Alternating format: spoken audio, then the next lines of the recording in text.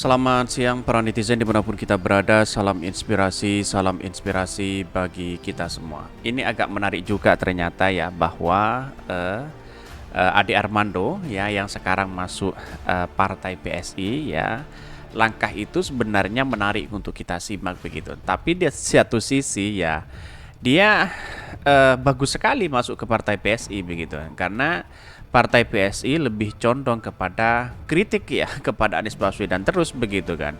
Visi anak muda sekarang itu yang ada di PSI sudah pudar begitu kan ya. Ya cocok karena memang Ade Armando ya sering mengkritik Anies Baswedan di situ. Tapi perlu diingat bahwa inilah demokrasi. Kalau dia ingin menjadi calon anggota legislatif ya siapa yang mau milih begitu kan ya. Kita tahu sekali bahwa rekam jejak seperti Ade Armando begitu kan ya. Ini kata Ade Armando sebut bahwa politik identitas akan tetap ada selama Anies Baswedan maju ke pemilu di 2024. Bayangkan begitu ya.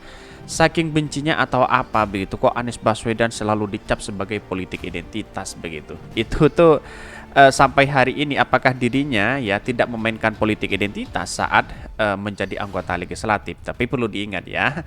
Mari kita baca terlebih dahulu komentar-komentar netizen agak pedas ya, kritikan-kritikan kepada Ade Armando seperti ini. Ini kritikan-kritikan dari netizen ya. Kata Ade Armando sebut politik identitas akan tetap ada selama Anies Baswedan maju ke pemilu di 2024 ini. Hanya yang waras maju di pemilu di 2024 dengan identitas yang jelas, pantas dipilih ya. Dan kaum gak waras otak dikit getol menyoroti identitas sebagai senjata menyerang Anies. Sementara mereka mondar-mandir pakai identitas palsu untuk mempertahankan kaumnya.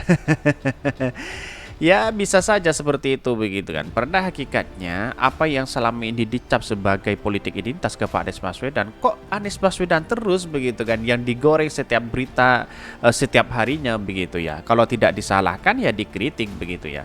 Kegaduhan akan tetap ada selama buzzer nyari makan di negeri ini. Betul begitu. Ini tantangan besar begitu bahwa apa yang selama ini dilakukan oleh si si Ade Armando begitu kan. Buktikan saja setelah menjadi anggota legislatif apakah dia akan masuk ke masjid atau dengan apa begitu kan atau masuk ke gereja-gereja atau apa begitu kan ya demi meraup suara di situ begitu ya. Ya seolah-olah toleransinya sangat kuat di situ ya buktikan aja nanti begitu kan ya.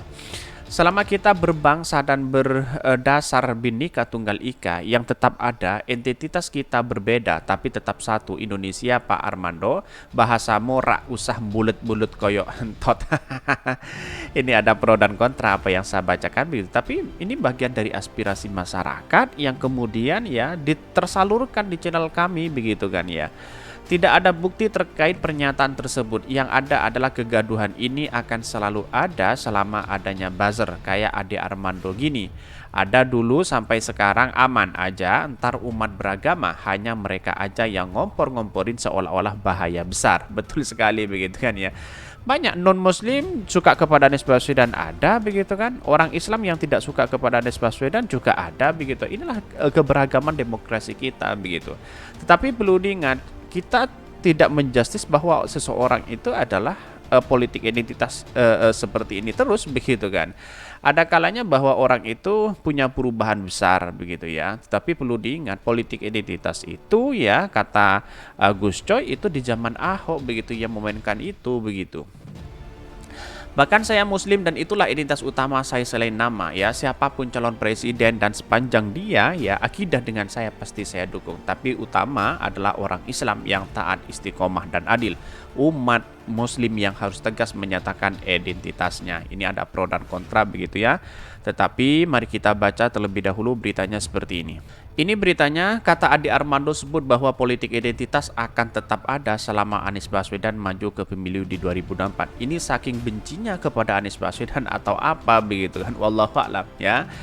Ini pakar komunikasi politik sekaligus pegiat media sosial Ade Armando menyebutkan selama Anies Baswedan maju sebagai capres ya, politik identitas akan tetap ada di pemilu di 2024. Hal itu disampaikan olehnya saat ditemui di kantor DPP PSI ya Tanah Abang, Jakarta Barat Selasa 14 April 2023. Kalau Anies masih maju pasti ada, kan dia sudah berulang kali bilang politik identitas itu boleh, ujar Adi Armando kepada media.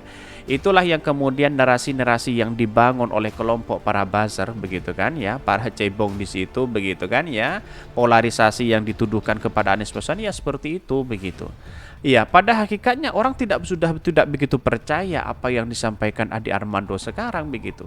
Karena apa? Karena di satu sisi sudah muak begitu perkataan Adi Armando berulang kali mengatakan politik identitas, polarisasi dan sebagainya begitu.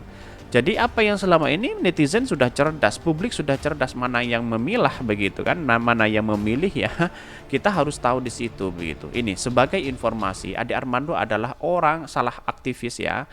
Adalah salah satu aktivis yang pernah menyuarakan tentang politik identitas. Oleh sebab itu, Anies mengatakan bahwa politik identitas sebagai sesuatu yang normal, dia pun langsung merasa heran. Bahkan dia sendiri sudah mengakui ya sudah dilewat wawancara di Australia, terus dia komentar di mana gitu baru ini yang dibilang politik identitas itu ya sesuatu yang normal, kata Adi Armando. Ya tunggu saja Pak Adi Armando ketika dia nanti ya menjadi calon anggota legislatif begitu kan ya. Percuma masuk partai lalu kemudian menjadi partai pengkritik begitu kan di situ tanpa terlibat langsung menjadi anggota legislatif. Kalau itu lolos begitu ya. Ya, apakah hanya akan nyungsep? Itu yang menjadi pertanyaan hari ini begitu ya. Tidak hanya itu, Adi Armando juga merasa aneh karena pernyataan tersebut mampu diucapkan dari seorang Anies Baswedan yang memiliki gelar doktor. Padahal kalau ditelusuri ya, politik identitas sendiri sempat menyebabkan polarisasi besar di tengah masyarakat. Hal itu bisa dilihat adalah pemilu di 2019 yang mana para kandidat menggunakan politik identitas ya untuk maju menjadi caleg. Bahkan ya tentu saja mengherankan seorang dokter bisa menyangka politik identitas itu artinya identitas, bukan politiknya, bahwa ada laki-laki dan perempuan. Kalau ada laki-laki dan perempuan bertarung pasti identitas keperempuannya akan digunakan. Jelas Adi Armando. Maka dari itu dia menilai selama Anies Baswedan menjadi kandidat di pemilu di 2024 maka politik identitas akan selalu ada. Itulah yang kemudian kenapa kritikan-kritikan ini seperti ini ya condong lebih kepada Anies Baswedan begitu. Lantas bagaimana dengan Ganjar? Bagaimana dengan Pak Prabowo? Bagaimana dengan yang lain calon-calon yang lain? Apakah tidak menggunakan politik identitas? Itu yang menjadi pertanyaan penting hari ini begitu ya. Mungkin kritikan-kritikan apa yang disampaikan Adi Armando mungkin ya di satu sisi ya saking kecewanya ya karena selama ini Anies Baswedan wah disambut luar biasa, dicintai oleh masyarakat Indonesia, terus kemudian menjadi calon presiden di satu sisi begitu kan ya. Walaupun ya polarisasi yang dibangun untuk menggagalkan Anies Baswedan ternyata ya dituduhkan kepada Anies Baswedan ternyata gagal begitu selama ini begitu kan ya. Bagaimana mungkin ya secara akal sehat ya bagi non muslim ya banyak yang suka kepada Anies Baswedan begitu.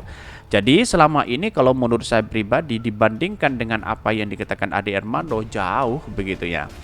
Diketahui sebelumnya Adi Armando sempat menyeletuk dan menyerang Anies Baswedan yang akan maju sebagai calon presiden di 2024. Mantan dosen Universitas Indonesia itu kemenangan Anies Baswedan di Pilpres di 2024 hanya tergantung umat Kristiani di Indonesia. Apakah Adi Armando gabung ke PSI ya ternyata mau nyalek ya. Pertanyaannya siapa yang mau memilih kan begitu logika kita begitu kan. Ya, inilah demokrasi kita kalau kita berbicara tentang demokrasi kita begitu. Tapi pertanyaannya juga begitu kan. Kalau dia punya uang yang cukup banyak lalu kemudian narasi-narasi yang dibangun pengikut-pengikutnya di situ banyak begitu kan. Tidak semuanya pengikut-pengikut itu berada di dapil itu begitu.